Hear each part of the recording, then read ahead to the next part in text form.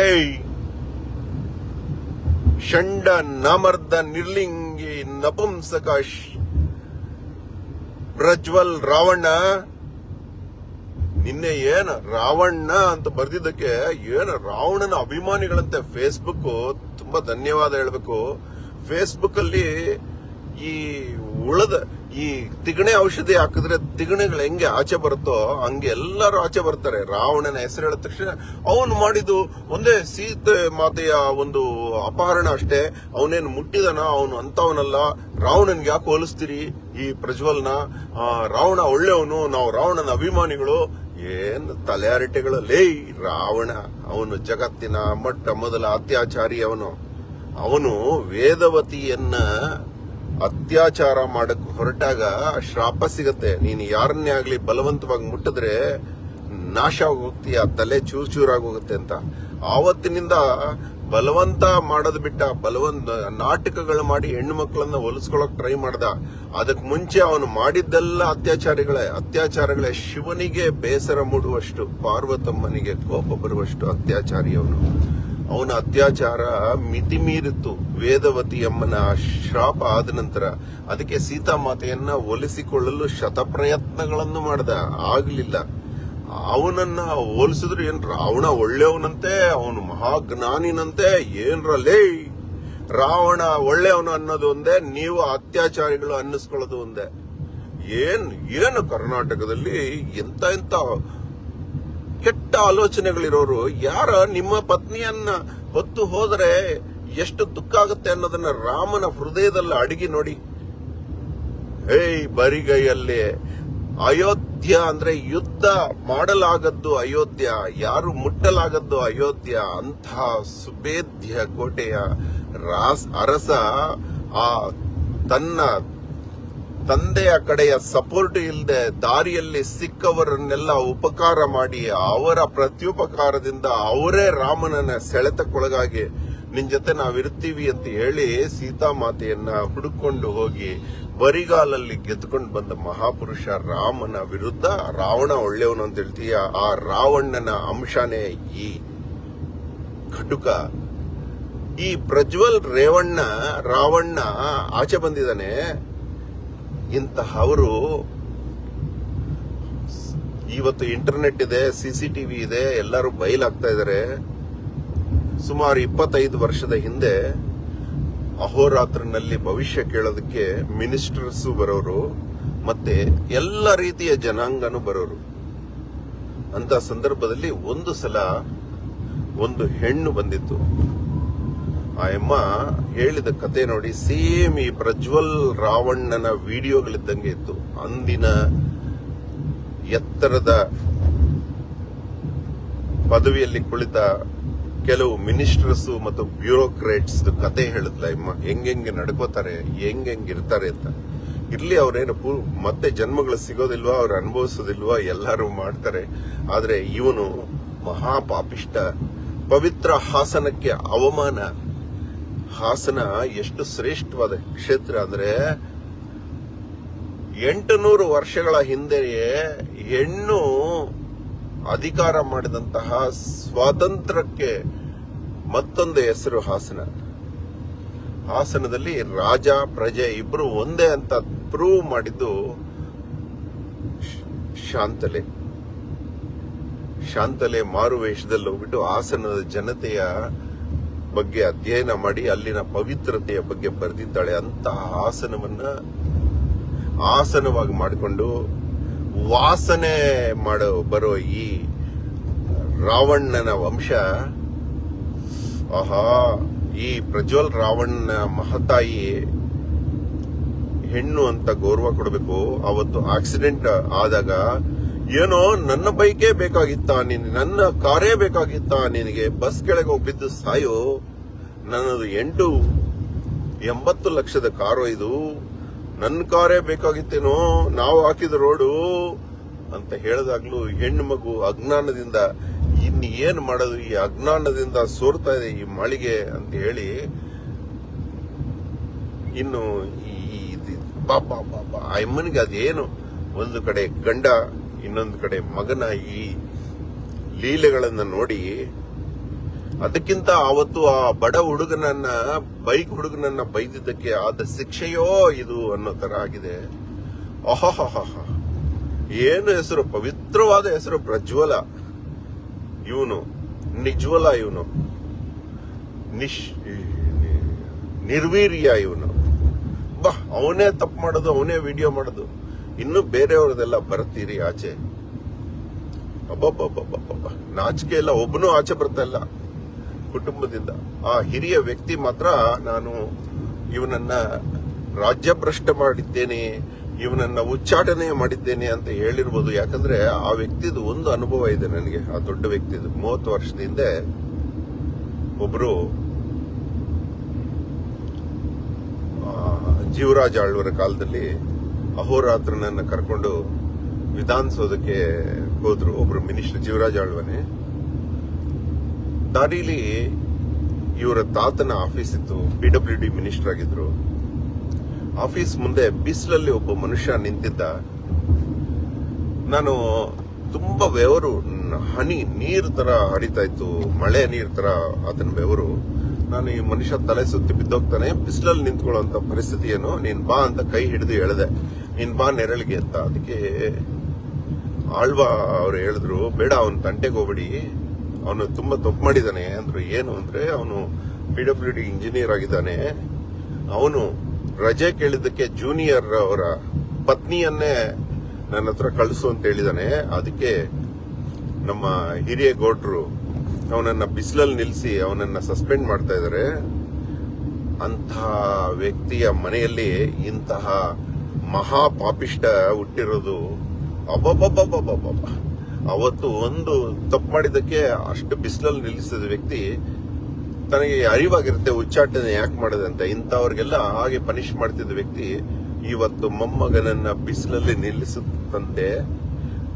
ಇವತ್ತು ಮೊಮ್ಮಗನನ್ನ ಬಿಸಿಲಲ್ಲಿ ನಿಲ್ಲಿಸಪ್ಪ, ಹಂಗೆ ಜೊತೆಯಲ್ಲಿ ಮಗನನ್ನು ಕೊಡೆ ಇಟ್ಕೊಂಡು ನಿಲ್ಸ್ಕೊಳ್ಳಕ್ ಹೇಳು. ಮಗನೂ ಮಾಡಿದನಂತೆ ತಪ್ಪು. ಒಬ್ಬೊಬ್ಬ ಏನು KEBಲಿ ಮಾಡಬಾರದ ತಪ್ಪುಗಳು. ನಾವು KEB ಕ್ವಾರ್ಟರ್ಸ್ ಅಲ್ಲೇ ಇದ್ವಿ. ಇವ್ರ ಮಗ KEB ಅಧಿಕಾರದಲ್ಲಿದ್ದಾಗ ಇಂಥವೆಲ್ಲ ಅವಾಗ ನಡೀತಾ ಇತ್ತು. ಅವಾಗ ಬಯಲಾಗ್ತಿರ್ಲಿಲ್ಲ, ಪ್ರೂಫ್ ಇರ್ಲಿಲ್ಲ. ಇವತ್ತು ಕೈಗೂ ಮೊಬೈಲ್ ಬಂದು ಎಲ್ಲಾ ಪ್ರೂಫ್ಗಳು ಬಂದಿದೆ. ಇನ್ನೊಬ್ಬರ ಮೊಬೈಲ್ ಹಾಕಿ ತಂದೆ ಮೊಬೈಲ್ ಅಲ್ಲಿ ಮಾಡ್ಕೊಂಡಿದ್ದಾರೆ, ತನ್ನದೇ ಮೊಬೈಲ್ ಅಲ್ಲಿ. ಆಹಾ, ಇಂಥ ಕ್ರೂರಿಗಳಿಗೆ ಪರಮ ಶಿಕ್ಷೆ ಆಗಬೇಕು. ಆ ಎಲ್ಲ ಕಡೆ ಆಗಿರೋದೆಲ್ಲ ಅವನು. ಅಲ್ಲಿ ಹುಬ್ಬಳ್ಳಿಯಲ್ಲಿ ಒಬ್ಬ ಹುಡುಗಿನ ಕೊಂದನಲ್ಲ ಪಾಪ. 8-10 ಸಾರಿ ಚಾಕುವಲ್ಲಿ ಚುಚ್ಚಿ ಕೊಂದನಲ್ಲ, ಅವನಿಗೆ ಆಗುವ ಶಿಕ್ಷೆಯೇ ಇಂಥವರಿಗೆಲ್ಲ ಆಗ್ಬೇಕು. ಯಾಕಂದ್ರೆ ಹೆಣ್ಣನ್ನ ಮಾನಸಿಕವಾಗಿ ಕೊಲೆ ಮಾಡೋದು ಒಂದೇ, ಶಾರೀರಿಕವಾಗಿ ಕೊಲೆ ಮಾಡೋದು ಒಂದೇ. ಪಾಪಿಷ್ಟ್ರು ಇವರೆಲ್ಲ. ನಾವು ದೊಡ್ಡ ಮನುಷ್ಯರಾಗೋಣ. ಹೆಣ್ಣು ಗಂಡು ಎನ್ನುವ ಎರಡು ನೋಡ್ಬಿಟ್ಟು ಧರ್ಮಗಳನ್ನೆಲ್ಲ ಪಕ್ಕಕ್ಕಿಟ್ಟು ಪ್ರಜಾತಂತ್ರದಲ್ಲಿ ಯಾರು ತಪ್ಪು ಮಾಡಿದ್ರು ಅವನಿಗೆ ಶಿಕ್ಷೆ ಆಗ್ತಾ ಹೋಗೋಣ. ಆ ಶಿಕ್ಷೆ ಆಗ್ಬೇಕು. ಇದು ಪೋಕ್ಸೋ ಕೇಸ್, ಇದು ಸುಮೋಟೋ ಆಗಿದೆ. ಇದು ಪೋಕ್ಸೋ ಕೇಸು 18 ವರ್ಷದ ಕೆಳಗಿರುವ ಹೆಣ್ಣು ಮಕ್ಕಳನ್ನ ಮತ್ತೆ ಕೈಲಾಗದ ಅಬಲೆ ಮುದುಕಿಯರನ್ನು ಕೂಡ ಇವರು ಶೋಷಣೆ ಮಾಡಿದ್ದಾರೆ. ಇವರು ಆ ಹಿರಿಯವರ ಕಣ್ಣು ಮುಂದೆಯೇ ಮಕ್ಕಳು ಶಿಕ್ಷೆ ಅನುಭವಿಸ್ತಾರಂತೆ. ಗೀತೆಯಲ್ಲಿ ಕೃಷ್ಣ ಹೇಳ್ತಾನೆ, ಕ್ಷಿಪಾಮ್ಯಜಸ್ರಮ ಶುಭಾನ್ ಆಸುರೀಶ್ವೇವ ಯೋನಿಷು. ಏನ್ ಲಾಲು ಪ್ರಸಾದ್ ಯಾದವ್ ಅನುಭವಿಸ್ತಾ ಇದ್ದಾನೋ ಅದನ್ನೆಲ್ಲ ಯಾರು ತಪ್ಪು ಮಾಡ್ತಾರೋ ಅವರ ಕಣ್ಣು ಮುಂದೆ ಅವರ ವಂಶ ನಾಶವಾಗುತ್ತೆ, ಅವರ ವಂಶ ನಿರ್ವಂಶವಾಗುತ್ತೆ. ಅದು ನೋಡುವ ತನಕ ಅವರ ಪ್ರಾಣ ಹೋಗೋದಿಲ್ಲ. ತಪ್ಪು ಮಾಡುವ ಮುನ್ನ ಯೋಚನೆ ಮಾಡಬೇಕು. ಯಾರು ತಪ್ಪು ಮಾಡಿದಾರೋ ಅವರ ವಂಶ ಅವರ ಮುಂದೆ ಕ್ಷೀಣಿಸೋದು ನೋಡ್ತಾರೆ. ಯಾರು ಒಳ್ಳೇದು ಮಾಡ್ತಾರೋ ಅವರು 7 ತಲೆಮಾರಾದರೂ ಅವರ ಮರೆಯಾಗದಂತಹ long lasting reputation, even long after their death ಅಂತ ಹೇಳ್ತಾರೆ. ಆ ರೀತಿ ಇವರ ಬಗ್ಗೆ ಆಡೋದೇ ಒಂದು ಅಸಹ್ಯ. ಆದ್ರೆ ಆ ಹಾಸನದ ಹೆಣ್ಣು ಮಕ್ಕಳ ಕಾಲಿಗೆ ಬಿದ್ದು ಕ್ಷಮೆ ಕೇಳ್ತಾ ಇದ್ದೀನಿ. ಅಹೋರಾತ್ರ ನಾವು ಸ್ತ್ರೀ ರಕ್ಷಾ ಇದ್ರೂ ಕೂಡ ನಿಮ್ಮ ವಿಚಾರದಲ್ಲಿ ನಮಗೆ ಗಮನಕ್ಕೆ ಬರಲಿಲ್ಲ ಈ ತಪ್ಪು. ನಾವು ಕರ್ನಾಟಕದಾದ್ಯಂತ ಸ್ತ್ರೀ ರಕ್ಷಾ ಹುಡುಗರಿದ್ದೀವಿ. ನಮಗೆ ಹೊಟ್ಟೆ ಸಂಕಟವಾಗುವಂತಹ ಘಟನೆಗಳು ನಡೆದಿದೆ. ಏನೋ ಆ ಬೊಮ್ಮ ಅವನು ಏನ್ ಹೇಳ್ತಾನೆ, ಏನಿದು ರಾಜಕೀಯ ಕುತಂತ್ರ ಆಗಿದ್ರೆ ಎಲೆಕ್ಷನ್ ಆದ್ಮೇಲೆ ಆಚೆ ಬಂತು. ಇನ್ನೊಂದು ಎಲೆಕ್ಷನ್ ಮುಂಚೆ ಕೂಡ ಕುತಂತ್ರ ಆಗಿದ್ರು ಕೂಡ ರಾಜಕೀಯದಲ್ಲಿ ಆಗಿರುವುದನ್ನೇ ಕುತಂತ್ರವಾಗಿ ಎಲ್ಲಾ ಪಕ್ಷದವರು ಕೊನೆಯಲ್ಲಿ ಬಳಸ್ತಾರೆ. ಅದೊಂದೇ ನೀವು ಮಾಡಿರೋ ತಪ್ಪು. ಏನೇ ಮಾಡಿದ್ರು ವೋಟ್ ಹಾಕೋ ದಿವಸ ಹಿಂದಿನ ದಿವಸ ಶತ್ರುಗಳನ್ನ ನಾಶ ಮಾಡೋದು, ಮಿತ್ರತ್ವವನ್ನ ಬೆಳೆಸೋದು, ಇದು ರಾಜಕೀಯ ತಂತ್ರ. ಆದ್ರೆ ಬೆಂಕಿ ಕೆಂಡ ಇರುವಾಗ ಹೊಗೆ ಬರದೇ ಇರುತ್ತೇನೋ ಬೊಮ್ಮಯ್ಯ. ಓ ಬೊಮ್ಮ, ಕಿಚ್ಚ ಸುದೀಪ ನಮ್ಮ ಮನೆ ಮೇಲೆ ಅಟ್ಯಾಕ್ ಮಾಡಿದಾಗ ನೀನೇ ಅಲ್ವೇನಪ್ಪ? ಬೊಬ್ಬೊಬ್ಬೊಬ್ಬ, ಏನು ಹೋಮ್ ಮಿನಿಸ್ಟರ್ ಇದ್ದು ಎಷ್ಟು ಪ್ರೆಷರ್ ಹಾಕ್ದೆ. ನಾವೆಲ್ಲ ಕರ್ನಾಟಕದಾದ್ಯಂತ ಜನ ಸೇರ್ಬಿಟ್ರು. ಅದಕ್ಕೆ ಸ್ವಲ್ಪ ವಿಧಿ ಇಲ್ದೆ ಕಿಚ್ಚ ಸುದೀಪನ ಹೆಸರೇ ತೆಗೆಸ್ಬಿಟ್ಟೆ. ನಿನ್ಗೂ ಇದೆ, ಮುಂದಿದೆ ಮುದುಕನ ಹಬ್ಬ. ಮಾಡಿರೋದೆಲ್ಲ ಅನುಭವಿಸ್ಲೇಬೇಕು. ಇವತ್ತು ಅವ್ರ ಮನೆ, ನಾಳೆ ನಿನ್ನ ಮನೆ. ಇಂಥದ್ದೆಲ್ಲ ಯಾಕಪ್ಪ ಮಾಡ್ದೆ ನೀನು? ನಿನ್ನ ಅಳಿಯನ ಮಾಮ ಅಂತಾನೆ ನೀನ್ ಹೆಂಗೋ ಮಾಡ್ದೆ?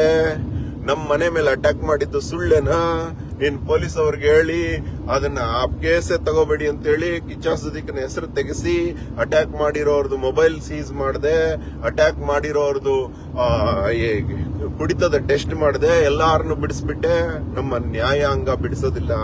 ಪತನ ಆಗೋಗ್ತೀರಿ ನೀವು, ಸರ್ವನಾಶ ಆಗೋಗ್ತೀರಿ ನೀವೆಲ್ಲ. ತಲೆಹರಟೆಗಳು ಮಾಡ್ತೀರೇನ್ರೋ? ಹೆಣ್ಣು ಮಕ್ಕಳ ಹತ್ರ ನಾಚಿಕೆ ಗೆಟ್ಟವರೇ. ಅವನು ಅತ್ಯಾಚಾರ ಮಾಡಿದ್ದು ಒಂದೇ, ನೀವು ಹಿಂದೆ ಹಾಕೊಂಡು ಬರ್ತಾ ಇರೋದು ಒಂದೇ. ನಾಚಿಕೆ ಗೆಟ್ಟವರೇ, ಮಾನ ಗೆಟ್ಟವರೇ, ಷಂಡರೇ, ನಾಮರ್ಧರೇ, ನಿರ್ಲಿಂಗಿಗಳೇ, ನಪುಂಸಕರೇ. ಅವನು ಮಾಡಿದಾನೆ, ಯೋಗ್ಯತೆ ಇದ್ರೆ ಅವ್ರ ತಾತ ಉಚ್ಚಾಟನೆ ಮಾಡಿದಾನೆ, ನೀವು ಉಚ್ಚಾಟನೆ ಮಾಡ್ತಿಲ್ವಲ್ರೋ? ನೀವಿನ್ನು ಹಿಂದೆ ಹಾಕೊಂಡು ಬರ್ತಾ ಇದ್ರಲ್ರೋ? ಇದು ರಾಜಕೀಯ ಕುತಂತ್ರ ಅನ್ನಕ್ಕೆ ನಾಚಿಕೆ ಆಗಲ್ಲ ಅಲ್ಲೇ? ಕೋತಿಗೆ ಹೋಲಿಸಿದ್ರೆ ಕೋತಿಗೆ ಅವಮಾನ, ಹಂದಿಗೆ ಹೋಲಿಸಿದ್ರೆ ಹಂದಿಗೆ ಅವಮಾನ ಅಂತ ಅಸಹ್ಯದವರೇ. ಆ ಹೆಣ್ಣು ಮಕ್ಕಳ ಜಾಗದಲ್ಲಿ ಒಂದ್ಸಲ 4 ಗೋಡೆ ಮಧ್ಯೆ ಇದ್ದು ಅನುಭವಿಸ್ರೋ ನೀವು? ಗೊತ್ತಾಗತ್ತೆ. ನೀವೊಂದು ಪಕ್ಷದಲ್ಲಿ ಇದ್ದು ಮಾತ್ರಕ್ಕೆ ಅವನನ್ನು ಹಿಂದೆ ಹಾಕೊಂಡು ಬರ್ತಾ ಇದ್ದೀರಾ.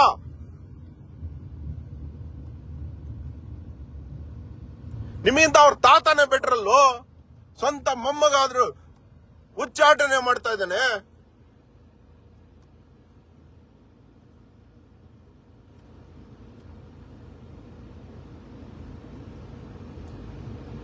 ಆವತ್ತು ಕಿಚ್ಚ ಸುದೀಪನ ದಾಳಿಯಲ್ಲಿ ಮಾಡಿದ ನಿನ್ನ ಪಿತೂರಿಗೆ ನೀನು ಬಲಿಯಾಗದೆ ಇರೋದಿಲ್ಲ.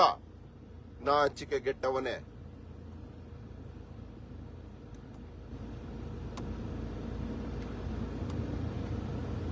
ಆ ಘಟನೆ ಆದ ತಕ್ಷಣ ನೀನು ಹೋಮ್ ಮಿನಿಸ್ಟರ್ ಆಗಿರೋ ತಪ್ಪಿಗೆ ಚೀಫ್ ಮಿನಿಸ್ಟರ್ ಬಿದ್ದೋದ. ಮತ್ತೆ ನೀನು ನೆಪಕ್ಕೆ ಸಿಎಂ ಆದೆ.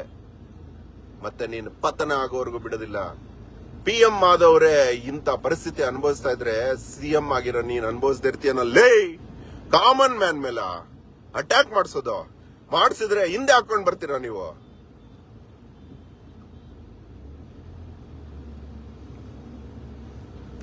IPS ಆಫೀಸರ್ ಕೂಡ ತಲೆ ತಗ್ಗಿಸ್ಕೊಂಡು ವಿಧಿ ಇಲ್ಲದೆ ನಿನ್ನ ಆಜ್ಞೆಯನ್ನು ಪಾಲಿಸಿದ ಅವತ್ತು. ಗೊತ್ತಾ? ಏನ್ ತಪ್ಪು ಮಾಡಿದಿರಿ? ತಪ್ಪು ಮಾಡಿದವ್ರನ್ನೇ ಕರೆದು ಬೆದರಿಸಿದ್ರ ನೀವು?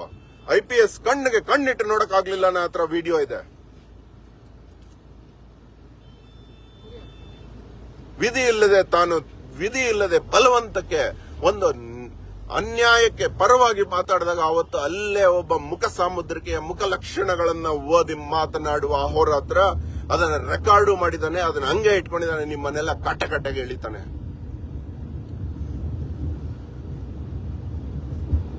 Dare not to do this again. Do not support all these womanizers, forceful womanizers.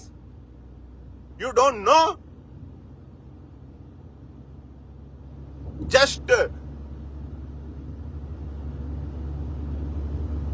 whispering coherent feelings, coherent behavior, irritative behavior towards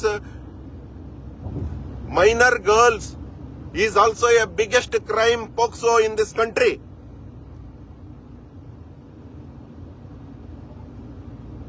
dirty ಅಂದ್ರೆ ಡರ್ಟಿಗೆ ಅವಮಾನ ನಿಮ್ದು. ನಿಮ್ಮಂತ ಅವ್ರ ಪದವಿ ಸಿಎಂ ಅಲ್ಲಿ ಕರ್ನಾಟಕ ಬಾಳ್ಬೇಕಾಯ್ತಲ್ಲ. ಏನು ಅವನು ಮಾಡೇ ಇಲ್ವಾ ತಪ್ಪು? ಮಾಮ ಅಳಿಯ ಅಂತ ಆಟ ಆಡ್ಬಿಟ್ರಿ. ಕೇಳ್ಬೇಕಾಗಿತ್ತು ಯಾಕೋ ಅಟ್ಯಾಕ್ ಮಾಡಿಸ್ದೆ ಅಂತ. ದೇವರ ಕೈಯಿಂದ ತಪ್ಪಿಸ್ಕೊಳಕ್ಕಾಗಲ್ಲ, ದೇವರ ದೊಣ್ಣೆಯಿಂದ ತಪ್ಪಿಸ್ಕೊಳಕ್ಕಾಗಲ್ಲ. ಹೆಂಗ ಸಿಗಾಕೋತಾ ಇದಾರೆ. ತಿಗಣೆ ಔಷಧಿಗೆ ತಿಗಣೆಗಳ ಆಚೆ ಬಂದಂಗ್ ಬರ್ತಾ ಇದೀರಿ ನೀವೆಲ್ಲ. ಷಂಡ ನಾಮರ್ದ ನಿರ್ಲಿಂಗಿನ ಪುಂಸಕರೆ ಮಾಡಿರೋ ಪ್ರಜ್ವಲ್ಲು, ಅವರಪ್ಪ ಮತ್ತೆ ಅವ್ರ ಹಿಂದೆ ಹಾಕೊಂಡ್ ಬಂದಿರೋ ನೀವೆಲ್ಲ ಷಂಡರೆ. ಇನ್ನು ಮುಂದಿದೆ ನಿಮಗೆ ಮುದುಕಿಯ ಹಬ್ಬ. ಧನ್ಯವಾದ. ಅಹೋರಾತ್ರ.